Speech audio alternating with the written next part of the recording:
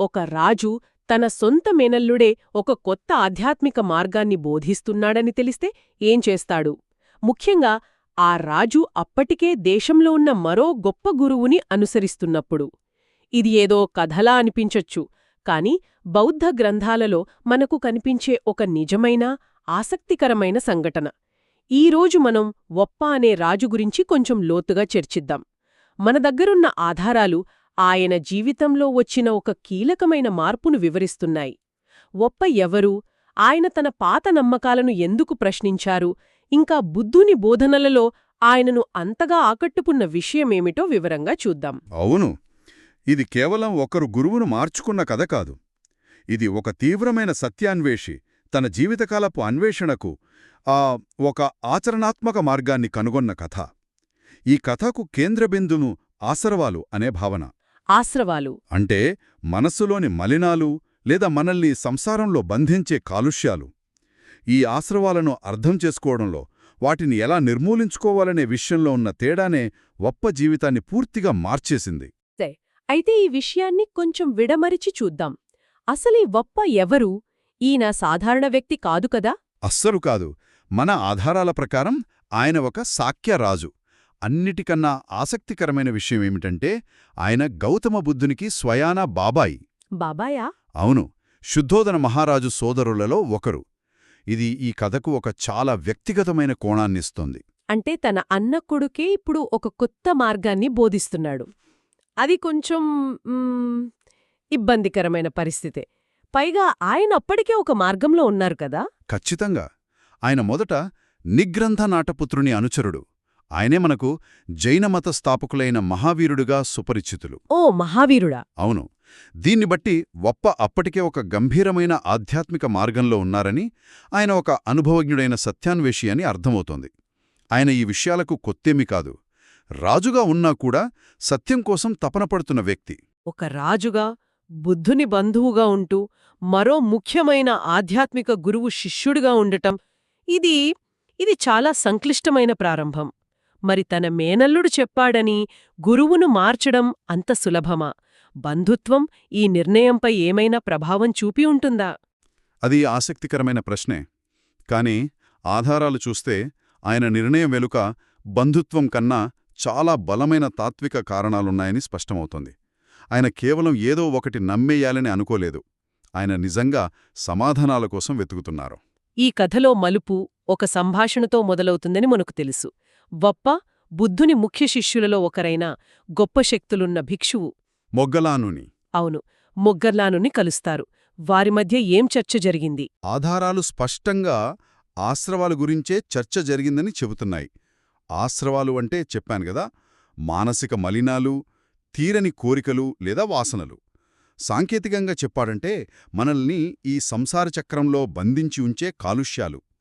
మొగ్గల్లానుడు ఆ ఆశ్రవాల స్వభావాన్ని, అవి మన ఆలోచనలను, చర్యలను, జీవితాన్ని ఎలా ప్రభావితం చేస్తాయో వప్పకు ఎంతో స్పష్టంగా వివరించారు. అంటే మనల్ని లోపలి నుండి నడిపించే అదృశ్య శక్తులు లాంటివా? ఉదాహరణకు కామం, అస్తిత్వంపై కోరిక? సరిగ్గా అవే. తప్పుడు అభిప్రాయాలు, అజ్ఞానం? ఇవన్నీనా సరిగ్గా అవే. మొగ్గల్లానుడు వాటిని విడమరచి చెప్పారు. అవి ఎలా మన ప్రశాంతతను దొంగిలిస్తాయో, మనల్ని ఎలా తప్పుదోవ పట్టిస్తాయో వివరించారు. అది ఒక రకంగా చూస్తే ఒక అత్యంత నైపుణ్యమున్న మానసిక వైద్యుడు మనసులోని సమస్యను ఖచ్చితంగా నిర్ధారించడం లాంటిది. ఓ! ఆయన సమస్యను దాని మూలాలతో సహా బయటపెట్టారు. ఆ విశ్లేషణ విన్నప్పుడు వప్పకు ఎలా అనిపించుంటుంది? ఒక అనుభవజ్ఞుడైన సాధకుడుగా ఆయనకు ఈ విషయాలు కొత్తగా అనిపించాయా?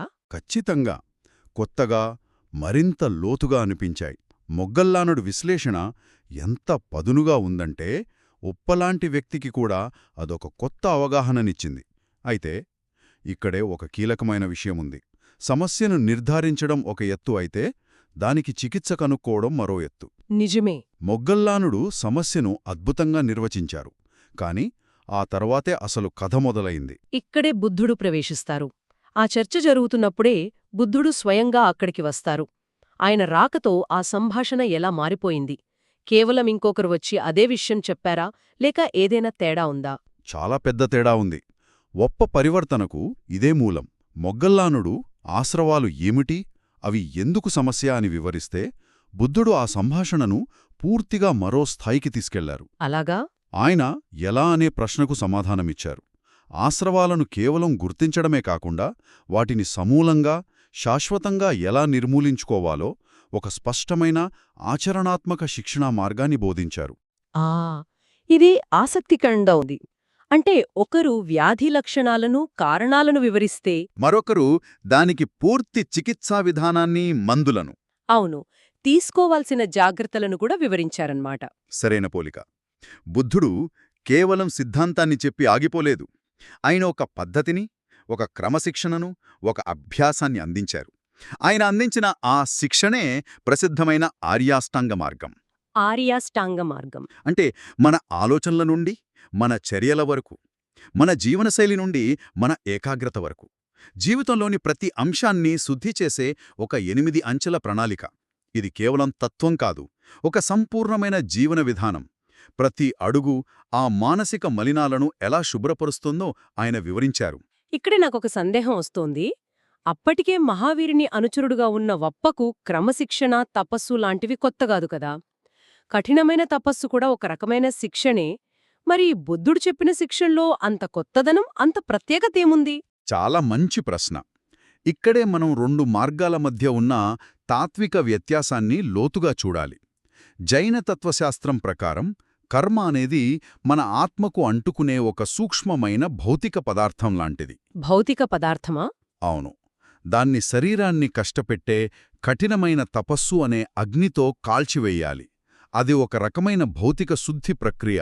ఓకే, అంటే సమస్య భౌతికమైనది కాబట్టి పరిష్కారం కూడా భౌతికంగా, కఠినంగా ఉండాలి అనేది వారి వాదన. అవును. అయితే బుద్ధుని దృష్టిలో సమస్య మనసులో ఉంది, శరీరంలో కాదు. ఆశ్రవాల మూలం మన ఆలోచనలు, మన దృక్పథం, మన మానసిక అలవాట్లు. కాబట్టి చికిత్స కూడా అక్కడే మొదలవ్వాలి. ఆయన మార్గం మానసిక శిక్షణకు, ప్రజ్ఞకు, సరైన అవగాహనకు ఎక్కువ ప్రాధాన్యత ఇస్తుంది. ఆయన శరీరాన్ని విపరీతంగా శిక్షించడాన్ని గాని, లేదా భోగాలకు లొంగిపోవడాన్ని గాని నిరాకరించి మధ్య మార్గాన్ని బోధించారు. ఈ విధానం చాలా హేతుబద్ధంగా, ఆచరణ సాధ్యంగా ఒప్పుకో అనిపించి ఉండవచ్చు. ఇప్పుడు చాలా స్పష్టంగా అర్థమైంది. అది కేవలం క్రమశిక్షణ గురించిన విషయం కాదు, ఎలాంటి క్రమశిక్షణ అనేది ముఖ్యం. సమస్య ఎక్కడుందో అక్కడే చికిత్స చేయాలనే బుద్ధుని విధానం వప్పను ఆకట్టుకుంది. అది ఒక సర్జన్ కత్తి వాడినంత ఖచ్చితత్వంతో కూడిన విధానంలా ఉంది. ఖచ్చితంగా మన ఆధారాలు బుద్ధుని బోధనలోని ఆ చమత్కారం వప్పను అమితంగా ఆకట్టుకుందని చెబుతున్నాయి. ఆ చమత్కారమంటే ఏదో మాయాజాలం కాదు. కాదు. ఒక అత్యంత సంక్లిష్టమైన సమస్యకు ఎంతో సరళంగా, స్పష్టంగా మరియు సమర్థవంతంగా పరిష్కారం చూపించడమే ఆ చమత్కారం. ఇది మనకు కూడా అనుభవమే కదా. అవును. మనం యూట్యూబ్లో ఒక సమస్య గురించి 100 వీడియోలు చూస్తాం, అన్నీ దాని గురించి వివరిస్తాయి. కానీ చివరికి మనకు కావాల్సింది, సరే ఇప్పుడు నేను సరిగ్గా ఏం చెయ్యాలి, స్టెప్ 1, స్టెప్ 2, స్టెప్ 3 ఏంటి అని చెప్పే ఒక స్పష్టమైన గైడ్. కరెక్ట్. బుద్ధుడు వప్పకు అలాంటి ఒక గైడ్ను అందించారు. మరి వీటన్నిటి పర్యవసానమేమిటి? రాజు, మహావీరుని అనుచరుడు అయిన వప్ప ఇదంతా విన్న తర్వాత ఏం చేశారు? తన పాత గురువుకి ద్రోహం చేస్తున్నానని కాని, లేక ఇన్నాళ్ల తన సాధన వ్యర్థమని కాని భావించలేదా? ఆయన వెంటనే బుద్ధుని అనుయాయిగా మారారు. ఒక నిజమైన సత్యాన్వేషికి సత్యం ఎక్కడ దొరికితే అదే మార్గం.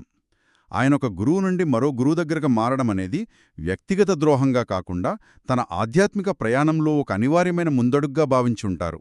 అంటే తన పాత సాధన వ్యర్థం కాలేదన్నమాట? అస్సలు కాదు. బహుశా అది తన్ని ఈ కొత్త మార్గాన్ని అర్థం చేసుకునేందుకు సిద్ధం చేసిందని గ్రహించి ఉండవచ్చు. వింటుంటే అంతా బాగానే ఉంది. కాని ఇది చాలా ఆదర్శంగా అనిపించడం లేదా? ఒక రాజు తన రాజ్య బాధ్యతలన్నీ వదిలి ఇంతటి మానసిక శిక్షణ మీద దృష్టి పెట్టడం ఎంతవరకు సాధ్యం? ఇది కూడా చాలా ముఖ్యమైన విషయం. బుద్ధుని మార్గం అడవులకు వెళ్లి తపస్సు చేసేవారికి మాత్రమే కాదు. అది రాజుల నుండి సాధారణ ప్రజల వరకు ఎవరైనా తమ జీవితంలో ఆచరించగలిగేలా ఉంది. వప్ప ఒక రాజు. అవును. ఒక పాలకుడుగా ఆయనకు ప్రణాళికలు, వ్యూహాలు, ఆచరణాత్మక పరిష్కారాలు అలవాటు. బుద్ధుని బోధనలో ఆయనకు అదే కనిపించింది.